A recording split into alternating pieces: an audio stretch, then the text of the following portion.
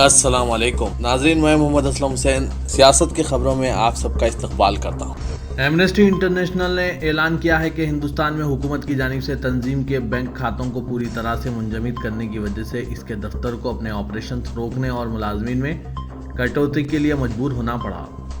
تنظیم کے مطابق عہدیداروں کی جانب سے انسانی حقوق تنظیموں کے ساتھ نامناسب انتقام کے تحت 10 سپٹمبر کو اس کے بینک کھاتے منجمد کیے گئے تھے۔ ایمنسٹی انٹرنیشنل انڈیا کے ایگزیکٹو ڈائریکٹر اویناش کمار نے بتایا کہ گزشتہ 2 سالوں سے ایمنسٹی انٹرنیشنل انڈیا کے خلاف مسلسل کریک ڈاؤن کیا جا رہا تھا اور بینک کھاتوں کو پوری طرح سے منجمد کرنا اتفاقی نہیں ہے۔ سرکاری ایجنسیوں بشمول انفورسمنٹ ڈائریکٹوریٹ کی جانب سے مسلسل ہراسانی، حکومت میں شفافیت کے لیے ہمارے 2 ٹوک مطالبے اور جموں و کشمیر اور دہلی فسادات میں انسانی حقوق کی خلاف ورزیوں کے بارے میں دہلی پولیس اور حکومت ہند کے احتساب اور مزید شفافیت کے مطالبے کا نتیجہ ہے۔ نائب صدر جمہوریہ ہند وینکیا نائیڈو بھی کووڈ-19 سے متاثر ہو گئے ہیں۔ ان کا ٹیسٹ پازیٹیو آیا ہے۔ انہیں اپنے مکان میں کوارنٹائن میں رہنے کا مشورہ دیا گیا ہے۔ نائب صدر کے ٹویٹر اکاؤنٹ پر بتایا گیا ہے کہ آج صبح انہوں نے کووڈ-19 کا معائنہ کیا۔ فی الحال ان میں کورونا کی کوئی علامت نہیں پائی گئی ہے اور ان کی صحت بہتر ہے۔ ان کی اہلیہ اوشا نائیڈو کا بھی معائنہ کیا گیا جو نیگیٹو ثابت ہوا، پھر بھی وہ کوارنٹائن میں ہیں۔ وزیراعظم نریندر مودی نے اپوزیشن پارٹیوں بالخصوص کانگریس کو تنقید کا نشانہ بناتے ہوئے کہا کہ یہ لوگ کسانوں، نوجوانوں اور سپاہیوں کے ساتھ نہیں ہیں۔ یہ صرف برائے مخالفت مظاہرہ کرنے کی وجہ سے غیر متعلق ہوتے جا رہے ہیں۔ مودی نے ویڈیو کانفرنسنگ کے ذریعے سے ہریدوار، رشی کیش اور بدری ناتھ میں 6 بڑے منصوبوں کا افتتاح کرنے کے بعد کہا کہ یہ لوگ فصلوں کی اقل ترین قیمت پر بھی غلط فہمی پھیلا رہے ہیں۔ اداکارہ رکول پریت سنگھ نے کہا ہے کہ انہیں منشیات کے کیس میں پھنسایا جا رہا ہے جبکہ میں سگریٹ پیتی ہوں نہ شراب۔ مجھے گواہ کے طور پر طلب کیا گیا ہے۔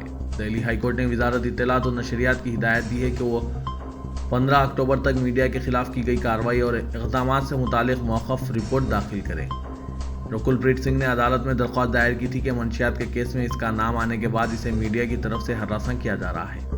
یہ جھوٹی خبریں پھیلائی جا رہی ہے کہ میں منشیات لیتی ہوں۔ میں نہ تو سگریٹ پیتی ہوں اور نہ ہی شراب۔ میرے بارے میں ٹی وی چینلز غلط پروپیگنڈا کر رہے ہیں۔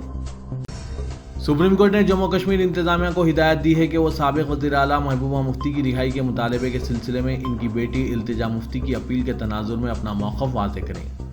جسٹس سنجے کشن کول کی صدارت والی بینچ نے التجا کی جانب سے ان کے وکیل نیتا رام کرشنن کی جانب سے دائر عرضی پر سنوائی کے دوران کہا کہ وہ اپنی اپیل متعلقہ انتظامیہ کے سامنے رکھیں۔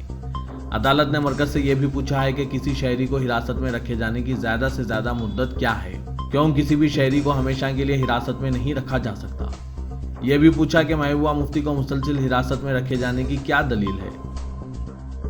اتر پردیش کے ہاتھڑ ضلع کے چندبا علاقے کے بلگاڑی میں مبینہ طور پر اجتماعی آبروریزی کا شکار ہوئی لڑکی کی موت کے بعد پولیس اور ضلع انتظامیہ کا شرمناک چہرہ سامنے آیا ہے۔ دہلی سے لاش لانے کے بعد پولیس نے اس کو کنبے کو نہیں سونپا اور رسم و رواج ادا کیے بغیر ہی متاثرہ کی آخری رسومات ادا کر دی گئی۔ پولیس اور انتظامیہ کے اس رویے سے اہل خانہ اور مقامی لوگوں میں زبردست غم و غصہ پایا جا رہا ہے۔ اتنا ہی نہیں، میڈیا کو بھی کوریج سے روک دیا گیا اور بدسلوکی کی گئی۔ اس سے پہلے جب لاش گاؤں پہنچی تو اس کو اہل خانہ کے سپرد نہیں کیا گیا، جس کے بعد اہل خانہ نے ایمبولنس کے سامنے لیٹ کر غم و غصے کا اظہار کیا۔ اس دوران ایس ڈی ایم پر اہل خانہ کے ساتھ بدسلوکی کرنے کا بھی الزام لگایا اور بعد ازاں پولیس اور مقامی لوگوں میں جھڑپ بھی ہو گئی۔ دراصل اہل خانہ رات میں لاش کی آخری رسوم ادا نہیں کرنا چاہتے تھے جبکہ پولیس فوراً آخری رسوم ادا کروانا چاہتی تھی۔ اس کے بعد آدھی رات کو تقریباً 2:40 پر اہل خانہ کی غیر موجودگی میں متاثرہ کی آخری رسوم ادا کر دی گئی ہے۔ واضح ہے کہ 19 سالہ دلت لڑکی جس کی اتر پردیش کے ضلع ہاتھراس میں ایک گاؤں میں صفاقانہ اجتماعی عصمت ریزی کی گئی تھی۔ دہلی کے ایک ہاسپٹل میں منگل کو وہ جانور نہ ہو سکی۔ خاتون کی موت کی اطلاع کے ساتھ ہی عوام میں زبردست برہمی پھیل گئی تھی اور کئی گوشوں سے انصاف کی اپیلیں کی جا رہی ہیں۔ نربھئی کیس کی ہولناک یاد تازہ کرتے ہوئے ایک کم عمر دلت لڑکی پر 14 سپٹمبر کو 4 افراد نے مبینہ طور پر جنسی حملہ کیا تھا۔ اس لڑکی کی ریڑھ کی ہڈی زخمی تھی، ہاتھ اور پیر مفلوج تھے اور زبان کاٹی گئی تھی۔ اتر پردیش کے ہاتھراس کی نربھیا جس طرح سے حیوانیت اور درندگیت کے شکار ہوئی ہے، اسے لے کر پورے ملک کے لوگوں میں غصہ بڑھتا جا رہا ہے، جو یوگی حکومت کے لیے پریشانی کا سبب بن سکتا ہے۔ ہاتھرس کی نربھیا 15 دنوں تک زندگی اور موت کے بیچ جنگ لڑتی رہی اور آخرکار منگل کو دہلی میں دم توڑ دیا اور پولیس نے راتوں رات اس کی آخری رسومات بھی انجام دے دی۔ इस मामले को लेकर अपोजिशन और दलित लीडरों ने सोशल मीडिया से लेकर सड़क तक हंगामा बर्पा कर रखा है, जिसके चलते योगी आदित्यनाथ हुकूमत के लिए सियासी चैलेंजेस खड़े हो गए हैं, क्योंकि सभी जानते हैं कि उत्तर प्रदेश में इस तरह के वाक़यात बढ़ते जा रहे हैं और योगी हुकूमत की नाअहली है। न्यूज़ चैनल की जानिबदाराना रवैये और टीआरपी हासिल करने की कोशिश में इनके जरिए समाज में फिरक़ेवाराना जहर घोलने की कोशिशों पर अब तक सिर्फ संजीदा तबका ही तशवीश में मुब्तला था, लेकिन अब मुल्क में मुख्तलिफ साजो सामान के मुमताज़ मुश्तहरीन का कहना है कि वो न्यूज़ चैनल्स पर बढ़ते हुए जहरीले मवाद से परेशान हैं। उन्होंने न्यूज़ चैनलों को अपने कंटेंट पर संजीदगी से गौर करने की तलकीन की है और ऐसा नहीं करने पर इनको इश्तिहारात ना देने का इंतबा दिया है। इन ब्रांड्स का कहना है कि जब न्यूज़ चैनल्स पर इश्तिहार देने की बात आती है तो अब इनके रवैये के सबब वो अपने ब्रांड के तहफ़्फ़ुज़ के लिए फ़िक्रमंद है। अगर वो वाकई मुख्तलिफ ब्रांड्स ऐसे इक़दामात करते हैं तो न्यूज़ चैनलों की आमदनी को बड़ा धक्का लग सकता है। बेस्ट मीडिया info.com के साथ गुफ्तगू में मुश्तहरीन ने यानी जो इश्तिहारात देते हैं उन्होंने इशारा किया है कि अगर सूरत हाल बेहतर ना हुई तो वो अपने मजमूई टीवी न्यूज़ एंकर्स पर नजरसानी करेंगे। उत्तर प्रदेश के हाथरस में इज्तिमाई आबरूरेज़ी के बाद दिल्ली के सफदरजंग अस्पताल में जान गंवाने वाली दलित लड़की को इंसाफ दिलाने का मुतालबा करते हुए सैकड़ों की तादाद में लोग दिल्ली पहुंचे। भीम आर्मी के कारकुनान ने अस्पताल के बाहर जमकर हंगामा किया और रिंग रोड को कुछ वक्त के लिए जाम कर दिया। मुजाहिरीन की क़यादत कर रहे चंद्रशेखर आज़ाद उर्फ रावण ने इज्तिमाई आबरूरेज़ी का शिकार मुतासरा के पोस्टमार्टम में घपलेबाजी का इल्ज़ाम लगाते हुए कहा कि पोस्टमार्टम कराने के लिए डॉक्टरों का एक खुसूसी बोर्ड बनाया जाना चाहिए था। उन्होंने कहा कि लड़की पर जुल्म हुआ है, इसकी आला सतही जांच होनी चाहिए। तुर्क सदर रजब तैयब एर्दोगान ने कहा है कि सल्तनत उस्मानिया का खात्मा करके इंसानियत पर जुल्म ढाया गया था। तुर्क सदर एर्दोगान ने इस्तांबुल में खिताब करते हुए कहा कि बहैसियत कौम तुर्क अवाम सल्तनत उस्मानिया की तहजीब के वारिस हैं। हम मशरिक़ी बहरिया रूम में अमन चाहते हैं। तुर्क कौम अमन के रास्ते पर चलते हुए अपने जोग्राफियाई हुदूद की हिफाजत को यकीनी बनाएगी। तुर्क सदर ने कहा कि सल्तनत उस्मानिया के खात्मे के बाद मुख्तलिफ खाम तेल, कुदरती वसाइल और मफादात के तहत मुख्तलिफ मुल्कों की आज़ादी छीनी गई है। कुवैत के 91 साला अमीर सबा अल अहमद अल जाबिर अल सबा का अमेरिका के एक हॉस्पिटल में मंगल को इंतकाल हो गया।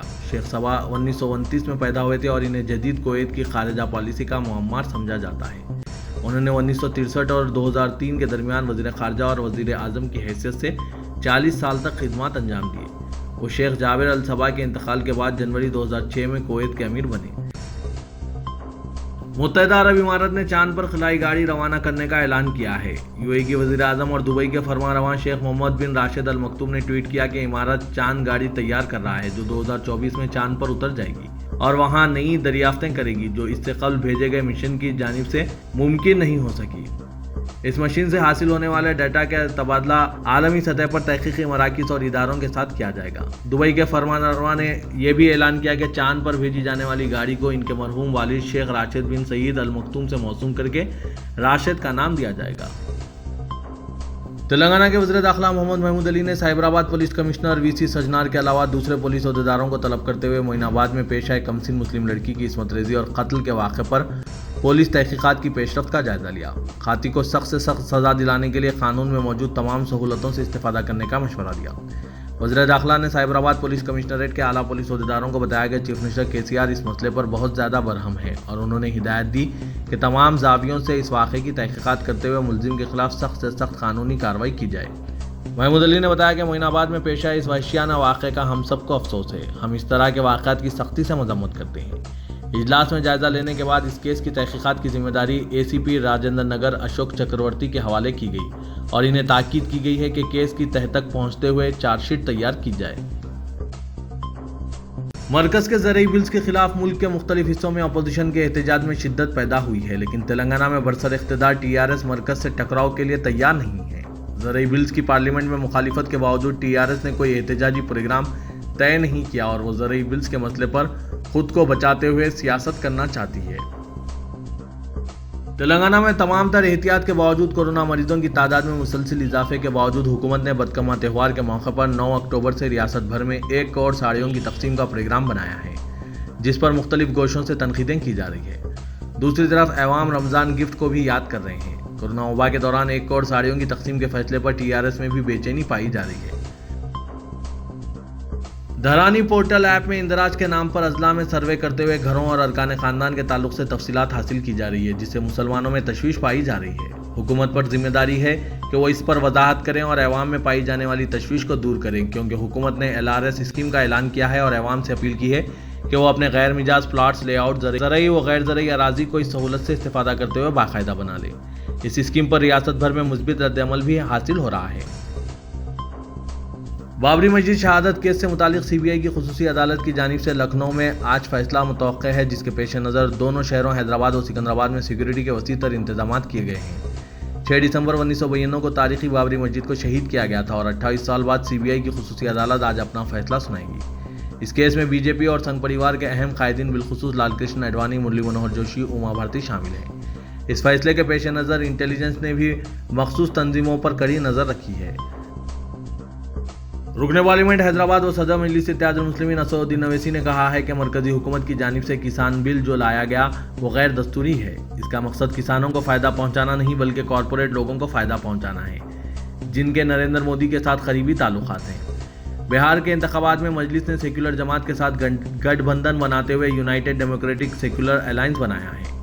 انہوں نے کہا کہ ہمیں یقین ہے کہ بہار کی عوام ہم کو اپنی محبت اور بھروسے سے ہمکنار کرے گی اور ہم بہار میں اپنی کامیابی درج کرائیں گے۔ اویسی نے کہا کہ بابری مسجد کے بعد کاشی اور متھرا کے مسئلے پر فرقہ پرست تنظیمیں ملک کو دوبارہ آگ میں جھونکنا چاہتی ہے۔ تلنگانہ حکومت کو محکمہ ایکسائز سے زبردست آمدنی ہو رہی ہے۔ کورونا بحران اور لاک ڈاؤن سے دوسرے محکمہ جات کی آمدنی گھٹی ہے، مگر محکمہ ایکسائز سے تقریباً 8,000 کروڑ روپے کی آمدنی ہوئی ہے۔ گزرے کے جاریہ سال اپریل تک ریاست میں تمام وائن شاپس بند تھے، بار اور کلبز بھی نہیں کھولے گئے۔ 6 میں سے وائن شاپس کھولے گئے ہیں۔ بار اور کلبز کھولنے کی حکومت نے 2 دن قبل منظوری دی ہے۔